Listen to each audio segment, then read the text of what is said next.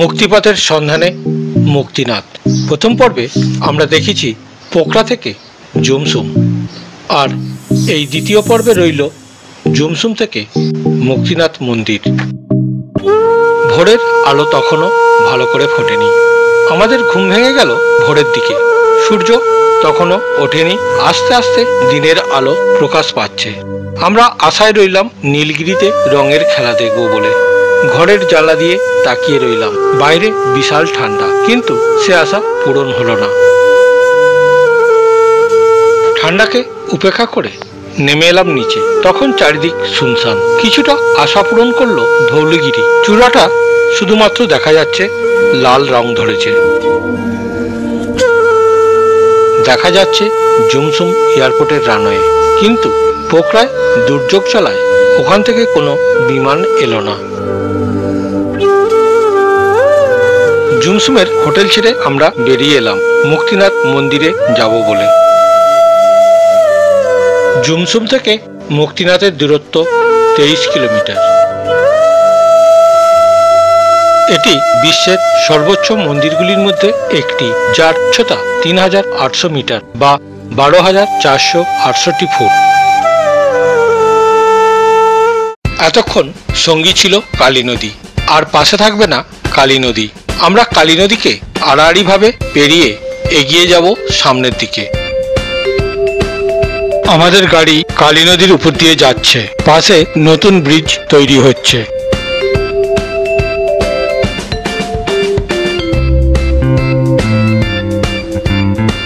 মুক্তিনাথ হল একটি বিষ্ণু মন্দির, যা হিন্দু ও বৌদ্ধ উভয়ের জন্যই পবিত্র।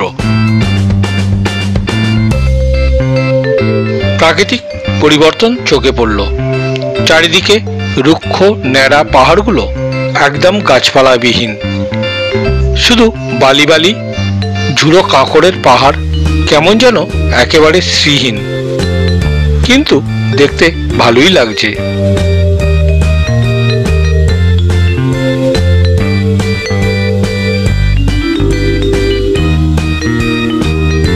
রুক্ষ শুষ্ক পথ পেরিয়ে আমরা এসে পৌঁছালাম মুক্তিনাথের বাস স্ট্যান্ডে।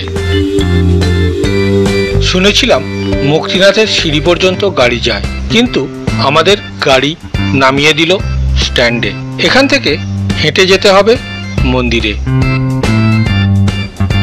মুক্তিনাথ বাস স্ট্যান্ড থেকে মন্দির দেখা যায় না, চারিদিকে শুধু পাহাড়। আমরা শুরু করলাম হাঁটা। প্রচণ্ড ঠান্ডা, তাই শরীরকে গরম করতে একটু ছুটে নিলাম। প্রথমেই চড়াই ভাঙতে হলো।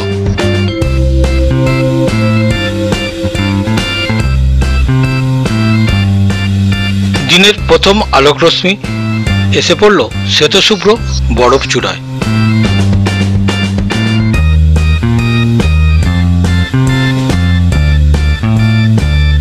বাস স্ট্যান্ড থেকে ধৌলাগিরি, নীলগিরি, অন্নপূর্ণা রেঞ্জ।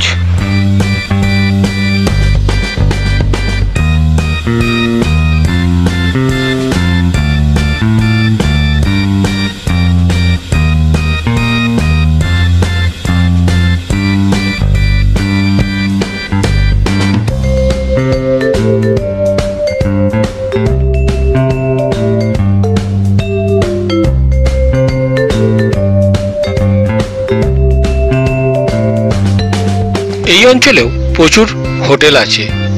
আমাদের ড্রাইভার বলেছিল এখানে থাকতে, কিন্তু আমরা এখানে রাজি হইনি, কারণ অধিক উচ্চতাজনিত।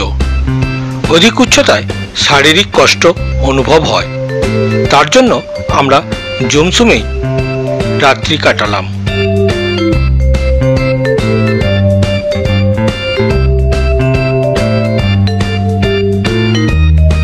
পূজার উপকরণ এখান থেকেই সংগ্রহ করতে হবে।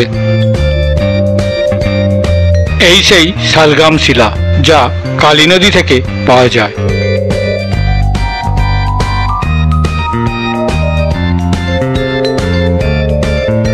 তিব্বতী বৌদ্ধ ঐতিহ্য বলে যে গুরু রিনপোচে তিব্বতী বৌদ্ধ ধর্মের প্রতিষ্ঠাতা।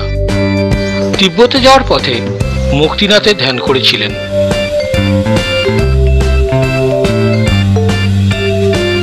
আমরা এসে পৌঁছে গেলাম সিঁড়ির প্রান্তে। আর কিছুক্ষণ পরেই আমরা পৌঁছে যাব সেই ঈপ্সিত মুক্তিনাথ। 300টি সিঁড়ি বেয়ে উপরে উঠতে হবে।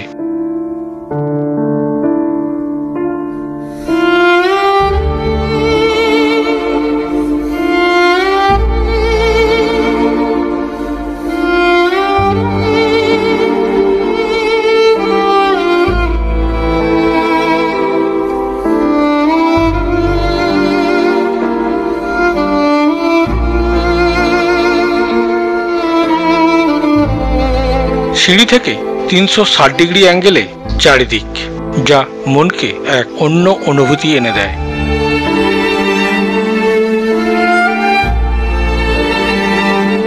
সিঁড়ি বেয়ে ওঠার পথে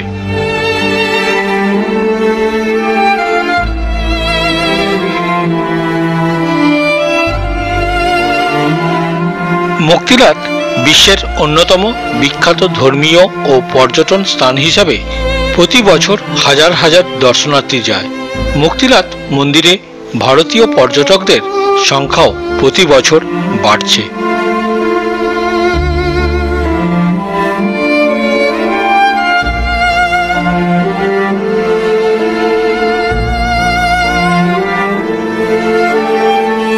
অন্যান্য তীর্থক্ষেত্রের মতো এখানেও ডুলির ব্যবস্থা আছে।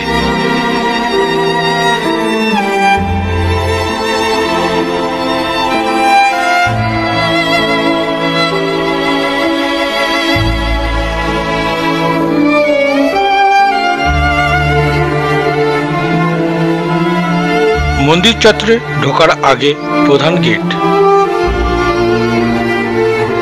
সিঁড়ির পাশেই আছে বিশ্রাম করার জায়গা। চলতে চলতে পিছন ফিরে শ্বেতশুভ্র বরফ চূড়াকে দেখা। একদিকে মন টানছে মন্দির পানে, আর অন্যদিকে বরফের চূড়া। মুক্তিনাথ হল একটি বিষ্ণু মন্দির, যা হিন্দু ও বৌদ্ধ উভয়ের জন্যই পবিত্র।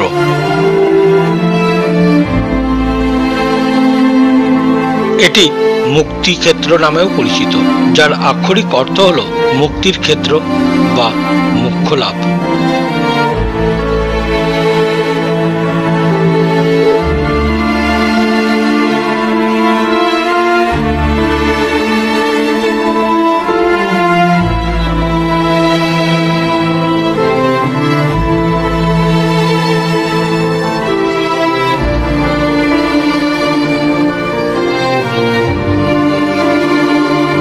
এতক্ষণ আমরা রুক্ষ শুষ্ক পথ বেয়ে এলাম। মন্দিরের মূল ফটক পেরোনোর পর আবার গাছপালার দেখা মিলল। এখানে আছে প্রচুর ছোটখাটো মন্দির, যেগুলো নাম জানি না।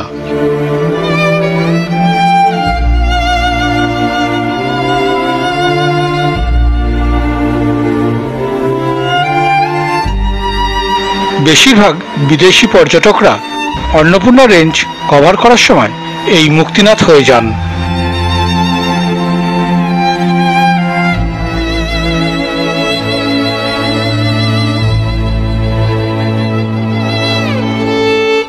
মন্দির চত্বরে আছে দুটো জলের কুণ্ড, যা অতীতের করা পাপগুলোকে পরিষ্কার করার জন্য বিবেচিত হয়। তাই মন্দিরে আসা ভক্তরা তাদের পাপ থেকে নিজেকে শুদ্ধ করার জন্য এই জলাশয়ে এবং কুণ্ডগুলিতে স্নান করেন।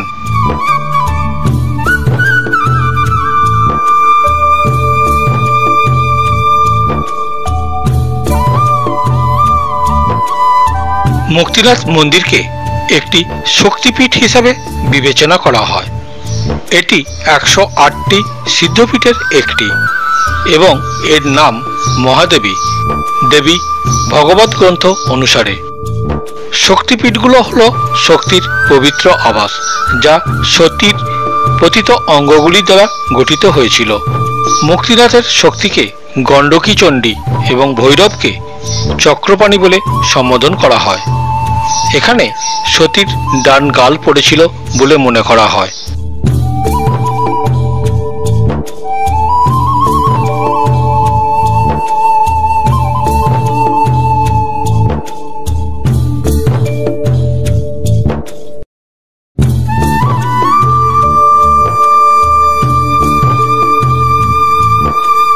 গণ্ডকী নদীর ঝর্ণা, যা কালী নদীতে মিশেছে।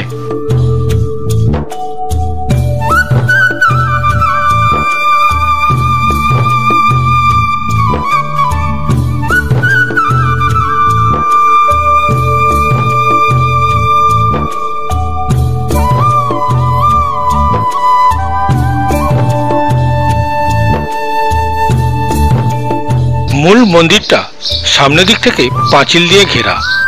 এই দরজা দিয়েই ঢুকতে হবে মন্দিরের গর্ভগৃহে। মন্দিরের মূল গর্ভগৃহে বৌদ্ধের আকারে উঁচু পিতলের নারায়ণ মূর্তিটা সোনার মতন চকচক করে। নারায়ণের পাশে আরো দুটি মূর্তি আছে, যাদের শ্রীদেবী ও ভূদেবী বলে পরিচয় করিয়ে দিলেন পূজারী। মূল মন্দিরের বিপরীত দিকে আরেকটি মন্দির আছে, জলামাই মন্দির। এখানকার পুরোহিত কোনো পুরুষ মানুষ নন, একজন মহিলা। এটাই নাকি এখানকার রীতি। ভিতরের ফটো তোলা বারণ, তাই নেট থেকে সংগ্রহ করে ফটো দিলাম। হিমশীতল জলে স্নান, যা দেখেই শিহরিত হলাম আমরা। পুণ্য অর্জনে শত কষ্ট সহ্য করা যায়।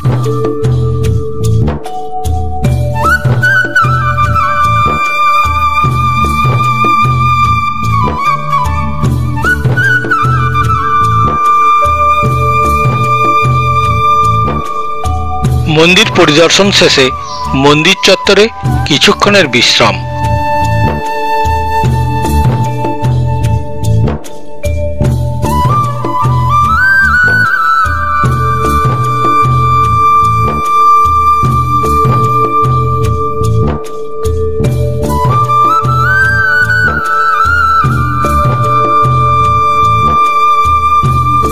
মন্দির চত্বরে 108টি ষাঁড়ের মুখ রয়েছে, যার মাধ্যমে বয়ে আসে হিমশীতল জল।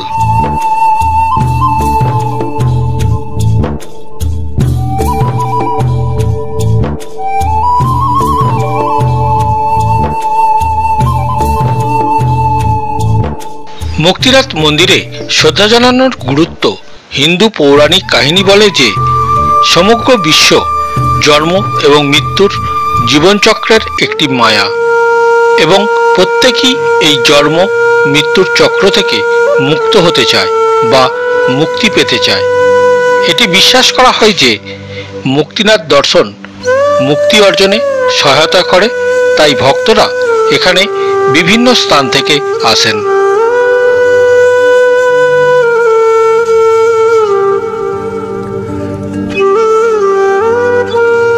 মন্দিরের পাশে বুদ্ধমূর্তির সামনে কিছুক্ষণ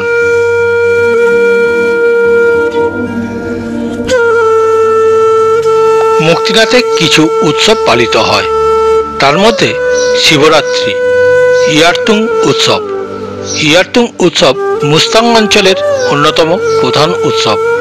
আগস্ট পূর্ণিমার দিনে মুক্তিনাথে এই উৎসব পালিত হয়।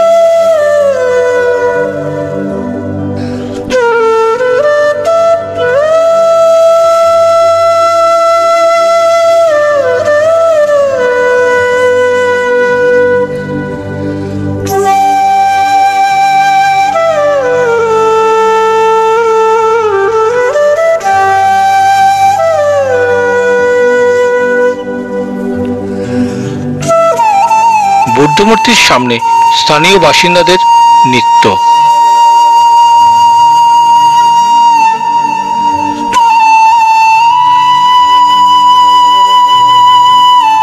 মুক্তিনাথ মন্দিরকে প্রণাম জানিয়ে আমরা এবার নামতে শুরু করলাম।